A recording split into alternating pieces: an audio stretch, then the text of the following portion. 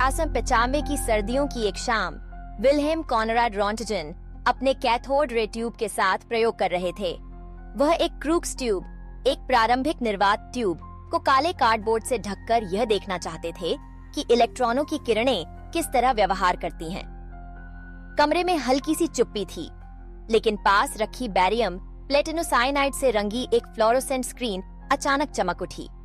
हैरानी की बात यह थी कि न तो ट्यूब से कोई रोशनी निकल रही थी, न स्क्रीन सीधे ट्यूब के सामने थी, फिर भी वह चमक रही थी। रॉन्टजन की जिज्ञासा जाग उठी।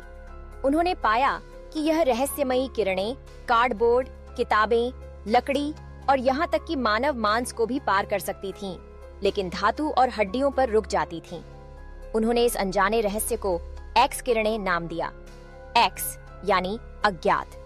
यह खोज पूरी तरह से संयोगवश थी, क्योंकि रॉन्टजन तो केवल कैथोड किरणों की प्रकृति को समझना चाहते थे, न कि किसी नई किरण का आविष्कार। इस खोज के कुछ ही हफ्तों के भीतर चिकित्सा क्षेत्र में हलचल मच गई। पहली एक्सरे छवि रॉन्टजन ने अपनी पत्नी के हाथ की बनाई, जिसमें उसकी हड्डियां और शादी की अंगूठी स्पष्ट रूप से नजर आ रही थीं।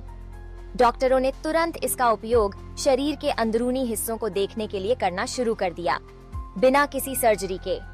एक्सरे की खोज ने चिकित्सा विज्ञान को नई दिशा दी, डायग्नोस्टिक मेडिसिन में क्रांति ला दी और रेडियोलॉजी जैसे क्षेत्र की नींव रखी। विज्ञान की इस ऐतिहासिक उपलब्धि के लिए रॉन्टजन को 1908 में पहला नोबेल पुरस्कार मिला।